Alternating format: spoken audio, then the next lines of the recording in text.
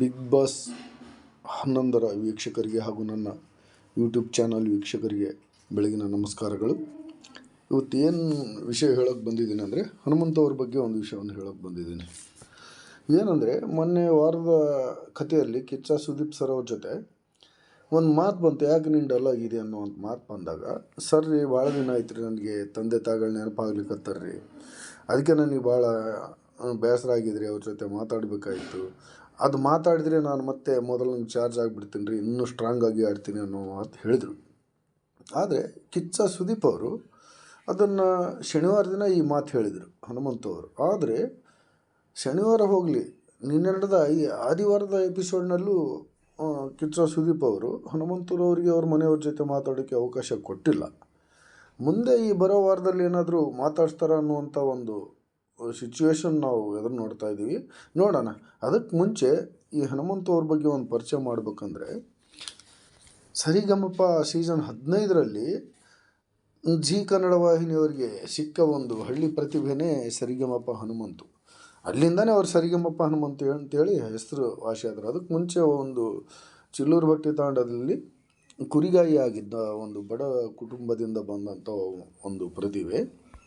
ಅದರಲ್ಲಿ ಸರಿಗಮಪದಲ್ಲಿ ಜಿ ಕನ್ನಡ ವಾಹಿನಿಯವರ ಹಾಗೂ ಅನುಶ್ರೀಯವರ ಮಾರ್ಗದರ್ಶನದಲ್ಲಿ ಮತ್ತು ಏನು ಸಂತ ಶಿಶುನಾಳ ಶರೀಫರ ಒಂದು ಗೀತೆಗಳನ್ನು ತೆಗೆದುಕೊಂಡು ಅವರ ಆಶೀರ್ವಾದದೊಂದಿಗೆ ಒಳ್ಳೊಳ್ಳೆ ಹಾಡುಗಳನ್ನು ಹಾಕಿ ಇಡೀ ಕರ್ನಾಟಕ ಜನದ ಮನೆ ಮನೆ ಮಾತಾದರು. ಅದಾದ ನಂತರದಲ್ಲಿ ಕರ್ನಾಟಕ ಡ್ಯಾನ್ಸ್ ಶೋನಲ್ಲಿ ಭಾಗವಹಿಸಿದರು. ಅಲ್ಲಿವರೆಗೆ ಹನುಮಂತು ಡ್ಯಾನ್ಸು ಮಾಡ್ತಾನಂತೇಳಿ ಯಾರಿಗೂ ಗೊತ್ತಿರಲಿಲ್ಲ. ಅಲ್ಲೂ ಸಖತ್ತಾಗಿ ಪರ್ಫಾರ್ಮೆನ್ಸ್ ಮಾಡಿದರು. ಅಲ್ಲಿನೂ ಇಡೀ ಕರ್ನಾಟಕದ ಜನದ ಮನೆ ಮಾತಾದರು. ತದನಂತರದಲ್ಲಿ ಹಲವಾರು ಕಾರ್ಯಕ್ರಮಗಳಲ್ಲಿ ಈ ಬ್ಯಾಚುಲರ್ಸ್ ಏನೇನು ಹಲವಾರು ಶೋಗಳಲ್ಲಿ ಅವ್ರನ್ನ ಕರೆಸಿ ಒಳ್ಳೊಳ್ಳೆ ರಿಯಾಲಿಟಿ ಶೋಗಳಲ್ಲೂ ಭಾಗವಹಿಸಿ ಒಳ್ಳೊಳ್ಳೆ ಕಾರ್ಯಕ್ರಮಗಳನ್ನು ಕೊಟ್ಟಿದ್ದಾರೆ ಹನುಮಂತವರು. ಇಡೀ ಕರ್ನಾಟಕದ ಊರೂರಲ್ಲಿ ತಿರುಗಾಡಿ ಹಲವಾರು ಕಾರ್ಯಕ್ರಮಗಳಲ್ಲಿ ತಮ್ಮ ಗಾಯನ ಪ್ರತಿಭೆಯನ್ನು ತೋರಿಸಿ ಜನರನ್ನು ರಂಜಿಸಿದ್ದಾರೆ. ಹಾಗಾಗಿಯೇ ಕರ್ನಾಟಕದ ಜನತೆಗೆ ಹನುಮಂತ ಅಂದರೆ ಭಾಳ ಇಷ್ಟ. ಎಲ್ರಿಗಿಂತ ಮುಖ್ಯವಾಗಿ ಹನುಮಂತನೇ ಈಗ ಬಿಗ್ ಬಾಸ್ನಲ್ಲಿ ಫೇವ್ರೇಟ್ ಆಗಿರುವಂಥ ಸ್ಪರ್ಧಿಯಾಗಿದ್ದಾರೆ. ಅವರ ಸರಳ ಸಜ್ಜನಿಕೆ, ಅವರ ಮಾತು, ಅವರ ಒಂದು ನಡವಳಿಕೆ ಎಲ್ರಿಗೂ ಇಷ್ಟ ಆಗಿದೆ. ಯಾಕಂದರೆ ನ್ಯಾಚುರಲ್ಲೇ ಈಗ ಅಲ್ಲಿ ಸ್ಪರ್ಧಿಗಳಿಗೆ ಇವ್ರನ್ನ ಏನಾದರೂ ಮಾಡಿ ಬ್ಲೇಮ್ ಮಾಡಬೇಕಲ್ಲ, ಹಾಗಾಗಿ ಕಳಪೆ ಕೊಡ್ತಿರ್ತಾರೆ, ಗಿಳಿಪೆ ಕೊಡ್ತಿರ್ತಾರೆ. ಇರಲಿ, ಏನಪ್ಪ ಅಂದರೆ ಮುಖ್ಯ ವಿಷಯಕ್ಕೆ ಬರ್ತೀನಿ ನೋಡಿ. ಇಲ್ಲಿ ನೋಡಿ, ಅವ್ರ ತಂದೆ ತಾಯಿಗಳು, ಹನುಮಂತ ಅವ್ರ ತಂದೆ ತಾಯಿಗಳು ಒಂದು ಬಡ ಕುಟುಂಬದ, ಬಂಜಾರ ಸಮಾಜದ ಕುಟುಂಬದಿಂದ ಬಂದಂತಹ ಕುರಿಗಾಯಿ ಹನುಮಂತರವರು ಬಿಗ್ ಬಾಸ್ನಲ್ಲಿ ಸುಮಾರು ದಿನಗಳಿಂದ ಆಡ್ತಾ ಇದ್ದಾರೆ. ಹೀಗೆ ಕನಿಷ್ಠ 2 ತಿಂಗಳ ಮೇಲೆ ಆಗಿರ್ಬೇಕು ಆಡ್ತಿರೋದು, 2-3 ತಿಂಗಳು. ಅವರಿಗೆ ತಂದೆ ತಾಯಿಗಳು ಭಾಳ ನೆನಪಾಗಿಬಿಟ್ಟಿದೆ. ಜೊತೆಗೆ ಸಾಕಷ್ಟು ಕುರಿಗಳನ್ನು ಬಿಟ್ಟು ಬಂದಿದ್ದಾರೆ. ಅವುಗಳ ಕಡೆ ಲಕ್ಷ್ಯ ಹೋಗಿದೆ. ಪಾಪ ಮೂಕ ಪ್ರಾಣಿಗಳು, ಮೂಕ ಜೀವಿಗಳು ಏನು ಮಾಡ್ತಾ ಇದ್ದಾವೆ, ಯಾವ ಥರ ಇದ್ದಾರೋ, ವಯಸ್ಸಾದ ತಂದೆ ತಾಯಿಗಳು ಅವ್ರನ್ನ ಹೇಗೆ ನೋಡ್ಕೊಳ್ತಾ ಇದ್ದಾರೋ, ನನ್ನ ತಂಗಿ ಹೇಗಿದ್ದಾಳೋ, ಯಾವ ಥರ ಏನು ನಡೀತಾ ಇದೆಯೋ ಅನ್ನೋವಂಥ ಚಿಂತೆಯಲ್ಲಿ ಹನುಮಂತ ಆಗಿದ್ದಾನೆ. ಅದನ್ನು ಮೊನ್ನೆ ಕಿಚ್ಚ ಸುದೀಪ್ ಸಾವ್ರವರ ಹತ್ರ ಮೊನ್ನೆ ವಾರದ ಕಿಚ್ಚ ವಾರದ ಕಥೆಯಲ್ಲಿ ಇದನ್ನು ಹೇಳಿದರು ಕಿಚ್ಚ ಸುದೀಪ್ ಸಾಹೇಬರಿಗೆ. ಆದರೆ ಅವರು ಇದುವರೆಗೆ ಅವರಿಗೆ ತಂದೆ ತಾಯಿಗಳ ಜೊತೆ ಮಾತಾಡ್ಸೋದಾಗಲಿ, ಅಲ್ಲಿಂದ ಯಾವುದೇ ನ್ಯೂಸ್ ಆಗಲಿ ಇದುವರೆಗೆ ಹನುಮಂತ ಅವ್ರಿಗೆ ಕೊಟ್ಟು ಸಮಾಧಾನ ಮಾಡಿಲ್ಲ. ಅದಕ್ಕೆ ನಮಗೆ ಇಡೀ ಕರ್ನಾಟಕದ ಜನತೆಗೆ ಬೇಸರ ಆಗಿದೆ. ದಯವಿಟ್ಟು ಈಗಾದರೂ ಹನುಮಂತ ಅವರಿಗೆ ಅವ್ರ ಕುಟುಂಬದವ್ರ ಜೊತೆ ಮಾತಾಡೋಕ್ಕೆ ಅವಕಾಶ ಮಾಡಿಕೊಟ್ಟು ಅಲ್ಲಿನ ಯೋಗಕ್ಷೇಮವನ್ನು ಇವರಿಗೆ ತಿಳಿಸ್ಬೇಕು. ಮತ್ತು ಹನುಮಂತ ಅವ್ರ ಯೋಗಕ್ಷೇಮವನ್ನು ಅವ್ರ ತಂದೆ ತಾಯಿಗಳಿಗೆ ತಿಳಿಸಿದರೆ ಅವರ ಮನಸ್ಸು ಸಮಾಧಾನ ಆಗುತ್ತೆ. ಆದರೆ ಅದಕ್ಕೂ ಒಂದು ಮುಂಚೆ ನಿಮಗೆ ಇನ್ನೊಂದು ಸಸ್ಪೆನ್ಸ್ ಥ್ರಿಲ್ಲರ್ ಒಂದು ಕತೆ ಹೇಳ್ತೀವಿ ನೋಡಿ. ಏನಪ್ಪ ಅಂದರೆ, ಏನು ಕಿಚ್ಚ ಸುದೀಪ್ ಸಾಹೇಬ್ರೇನು ಹೋದ ಸಾರಿ ಗಾಂಚಾಲಿ ಪದ ಅಂತ ಬಳಸಿದ್ರಲ್ಲ ಹನುಮಂತ ಮೇಲೆ, ಅಲ್ಲಿಂದನೇ ಸ್ಟಾರ್ಟ್ ಆಯ್ತು ನೋಡಿ ಈ ಸ್ಟ್ರಾಟಜಿ. ಏನು ಸ್ಟ್ರಾಟಜಿನೋ ಗೊತ್ತಿಲ್ಲ ಕಿಚ್ಚ ಸುದೀಪ್ ಅವ್ರದ್ದು ಅಥವಾ ಇವ್ರದ್ದು ಕಲರ್ಸ್ ಕನ್ನಡ ವಾಹಿನಿಯವ್ರದ್ದು. ಹನುಮಂತ ಇಷ್ಟು ಫೇವ್ರೇಟ್ ಆಗಿದ್ದಾನೆ, ಎಷ್ಟು ನಾಮಿನೇಟ್ ಆದರೂ ಎಲಿಮಿನೇಟ್ ಮಾಡೋಕ್ಕಾಗ್ತಿಲ್ಲ, ಹಾಗೆ ಜನರ ಆಶೀರ್ವಾದ ಮಾಡಿ ಉಳಿದು ಬಿಡ್ತಾ ಇದ್ದಾನೆ ಅನ್ನೋ ಒಂದು ಕಾರಣಕ್ಕೂ ಯಾವ ಥರನೂ ಏನೋ ಗೊತ್ತಿಲ್ಲ, ಅಥವಾ ಒಳಗಡೆ ಇರುವಂಥ ನವಗ್ರಹಗಳು, ಆ ಸ್ಪರ್ಧಿಗಳು ಇವ್ರ ಮೇಲೆ ಕಣ್ಣಿಟ್ಟು ಇವ್ರನ್ನು ಹೊರಗಡೆ ಕಳ್ಸೋಕ್ಕೆ ಪ್ಲ್ಯಾನ್ ಮಾಡಿ ಈ ಥರ ಮಾಡ್ತಾ ಇದ್ದಾರೆ ಏನೋ. ಪದೇ ಪದೇ ಕಳಪೆ ಕೊಡೋದು, ಬ್ಲೇಮ್ ಮಾಡೋದು, ಆ ಥರ ನೀನು ಮಾತಾಡಲ್ಲ, ಆ ಥರ ಅವ್ರ ಗೇಮ್ ಪ್ಲ್ಯಾನ್ ಅವ್ನು ತೋರ್ತಾ ಇದ್ದಾನೆ ಹನುಮಂತು. ಯಾರ ಜೊತೆ ಹೆಂಗಿರಬೇಕು, ಏನು ಮಾತಾಡಬೇಕು, ಏನು ಮಾತಾಡಿದ್ರೆ ಹೇಗಿರ್ತೀನಿ ಅನ್ನೋವಂಥ ಎಲ್ಲ ಜ್ಞಾನ ಅವನಿಗಿದೆ.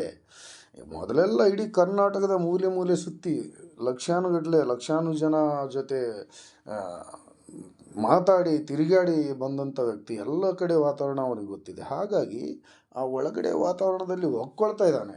ಈಗೀಗ ಹೊಂದ್ಕೊಂಡಿದ್ದಾನೆ ಏನು ಮಾಡಬೇಕು ಹೆಂಗಿರ್ಬೇಕು ಅಂತೇಳಿ. ಅದಕ್ಕೆ ಯಾರು ಅವರಿಗೆ ನೀನು ಹಂಗಿದೆಯಾ ಹಿಂಗಿದೆ ಅಂತ ಹೇಳುವಂಥ ಅವಶ್ಯಕತೆಯೇ ಇಲ್ಲ. ತನ್ನ ಗೇಮನ್ನು ತಾನು ಆಡ್ತಾ ಇದ್ದಾನೆ, ತನ್ನ ಗೇಮನ್ನು ತಾನು ತೋರಿಸ್ತಾ ಇದ್ದಾನೆ, ತನ್ನ ಚಾಣಕ್ಷತನತೆ ತನ್ನ ತಂತ್ರಗಾರಿಕೆಯನ್ನು ಅವನು ಮಾಡ್ತಾ ಇದ್ದಾನೆ. ಅವನ್ನ ಯಾರೂ ಇದು ಮಾಡೋಕ್ಕಾಗಲ್ಲ. ಕಿಚ್ಚ ಸುದೀಪ್ ಸಾಹೇಬರು ಅವನ್ನ ಕೆಣಕಿದ್ರು, ಅವನ್ನ ಮಾನಸಿಕವಾಗಿ ಕುಗ್ಸೋಕೆ ನೋಡಿದರು. ಅದಕ್ಕೆ ಒಂದು ಸ್ವಲ್ಪ ದಿನ ಮಾನಸಿಕವಾಗಿ ಕುಗ್ಗಿದ್ದು ನಿಜ ಹನುಮಂತರವರು. ಆದರೆ ಯಾಕೆ ಸುಮ್ಮನೆ ಮೇಲೆ ಬಿದ್ದು ನಾನು ಜಾಸ್ತಿ ಮಾತಾಡೋದು ಬೇಡ ಅನ್ನೋ ಉದ್ದೇಶಕ್ಕೆ wait and see rules follow ಮಾಡ್ತಾ ಇದ್ದಾನೆ. ಮುಂದೇನು ಮಾಡಬೇಕಂತೇಳಿ ತಾನು ಪ್ರಯತ್ನ ಮಾಡ್ತಾ ಇದ್ದಾನೆ. ಕಿಚ್ಚ ಸುದೀಪ್ ಅವ್ರಿಗೂ ಕೌಂಟ್ರ್ ಕೊಡೋ ಚಾಣಕ್ಷತನತೆ ಅವನಿಗಿದೆ. ಆದರೆ ಕೊಡೋದು ಬೇಡ ಅಂಥೇಳಿ ಕಾಯ್ತಾ ಇದ್ದಾನೆ. ಆದರೂ ಒಂದಿನ ಕೌಂಟ್ರ್ ಕೊಡ್ತಾನೆ ಅಂತೇಳಿ ಕರ್ನಾಟಕದ ಜನತೆಗೆ ಗೊತ್ತಿದೆ. ಅವನ ಚಾಣಕ್ಷತನದ ಮಾತಿಗೆ ಮುಂದೆ ಕಿಚ್ಚ ಸುದೀಪ್ ಅವರು ಮಾತಾಡೋಕ್ಕೆ ಆಗಲ್ಲ. ಆ ಥರದ ಒಂದು ಕೌಂಟ್ರ್ ಕೊಡ್ತಾನೆ ಅಂತೇಳಿ ನಾವು ಆಶೆ ಮಾಡ್ತಾ ಇದ್ದೀವಿ. ನಾವು ಮುಖ್ಯವಾಗಿ ಹೇಳೋದೇನೆಂದರೆ, ಕಿಚ್ಚ ಸುದೀಪ್ ಸಾಹೇಬ್ರೆ ಅವ್ರನ್ನ ಕುಗ್ಗಿಸ್ಬೇಡ್ರಿ, ಹೆದರ್ಸ್ಬೇಡ್ರಿ. ಏನು ಗುಂಪುಗಾರಿಕೆ ಮಾಡಿಕೊಂಡು 9ಕ್ಕೆ 9 ಜನ ಅವನಿಗೆ ಕಳಪೆ ಕೊಟ್ಟರೆ, ಅವನ ದೋಸ್ತಿಗೆ 9ಕ್ಕೆ 9 ಜನ ಉತ್ತಮ ಕೊಟ್ಟು ಇಬ್ಬರು ಫ್ರೆಂಡ್ಸ್ನ ಡಿವೈಡ್ ಮಾಡಿ ಹನುಮಂತ ಅವ್ರನ್ನ ಕೂಗಿಸಿ ಅವನಿಗೆ ಹೊರಗೆ ಕಳ್ಸೋಣ, ಅವನಿಗೆ ಮೆತ್ತಗೆ ಮಾಡೋಣ ಅನ್ನುವಂಥ ಇದೇನು ಸ್ಟ್ರಾಟಜಿ ಬೇಡ ಸರ್. ಅದು ವರ್ಕೌಟ್ ಆಗಲ್ಲ. ಅವನು ಹಳ್ಳಿ ಮುಗ್ಧ ಹೆದರ್ಕೊಂಡ್ಬಿಡ್ತಾನೆ ಈ ಥರ ಹೆದರ್ಸಿದ್ರೆ.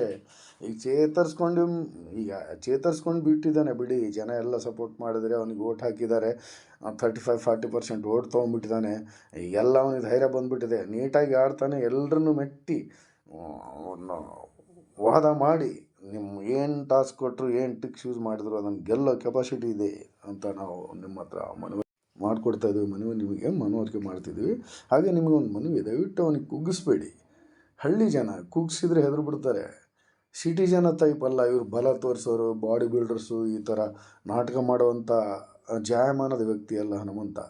ಅವನದೇನು ನ್ಯಾಚುರಲ್ ಆಟ ಅವನು ತೋರಿಸ್ತಾ ಇದ್ದಾನೆ. ಅದಕ್ಕೆ ಅವ್ರನ್ನ ಕುಗ್ಸುವಂಥ ಪ್ರಯತ್ನ ಮಾಡಬೇಡಿ. ಮಾಡಿದ್ರೆ ಅವನು ಬಗ್ಗೋನಲ್ಲ. ಹನುಮಂತವರೇ, ನೀವು ಯಾವುದೇ ರೀತಿಯಿಂದ ಕುಗ್ಬೇಡಿ, ಜಗ್ಬೇಡಿ, ಬಗ್ಬೇಡಿ. ನಿಮ್ಮ ಆಟ ನೀವು ಆಡಿ, ಎಲ್ಲರನ್ನು ಬಗ್ಬೇಡಿರಿ. ನೀವು ಟೈಟಲ್ ವಿನ್ ಆಗಿರಿ, ಬಿಗ್ ಬಾಸ್ 11 ಸೀಸನ್ ಅಂತ ಹೇಳ್ತಾ ನಾವು ನಿಮಗೊಂದು ಆಶೀರ್ವಾದ ಸಂದೇಶ ಕೊಡ್ತಾ ಇದ್ದೀವಿ. ಯಾವುದೇ ಕಾರಣಕ್ಕೆ ಹೆದರಬೇಡಿ ಹನುಮಂತವರೇ. ಪ್ರಿಯ ವೀಕ್ಷಕರೇ, ಇದಾಗಿತ್ತು ನನ್ನ ಈಗಿನ ಟಾಪಿಕ್ಕು. ಈ ವಿಡಿಯೋ ನಿಮಗೆ ಹೇಗೆ ಅನಿಸ್ತಿದೆ, ನಿಮಗೆ ಏನು ಅನಿಸ್ತಾ ಇದೆ ಅದನ್ನು ಕಾಮೆಂಟ್ ಮಾಡಿ. ಅದಕ್ಕೆ ನಾನು ಉತ್ತರನೂ ಕೊಡ್ತೇನೆ. ಅದಕ್ಕೂ ಮುಂಚೆ ದಯವಿಟ್ಟು ನನ್ನ ಈ ಚಾನಲನ್ನು ಸಬ್ಸ್ಕ್ರೈಬ್ ಮಾಡ್ಕೊಳ್ಳಿ. ನಿಮ್ಮ ಫ್ರೆಂಡ್ಸ್ಗೆ ಶೇರ್ ಮಾಡಿ, ನಿಮ್ಮ ಗ್ರೂಪ್ಗಳಿಗೆ ಶೇರ್ ಮಾಡಿ. ಎಲ್ರಿಗೂ ದಯವಿಟ್ಟು ನಮ್ಮ ಚಾನಲ್ ಬಗ್ಗೆ ಹೇಳಿ, ನಮ್ಮ ಚಾನಲ್ನ ಸಬ್ಸ್ಕ್ರೈಬ್ ಮಾಡಿಸ್ಕೊಡ್ಬೇಕಂತೇಳಿ ಕೇಳ್ಕೊಡ್ತಾ ಇದ್ದೀನಿ. ಎಲ್ರಿಗೂ ನಮಸ್ಕಾರಗಳು.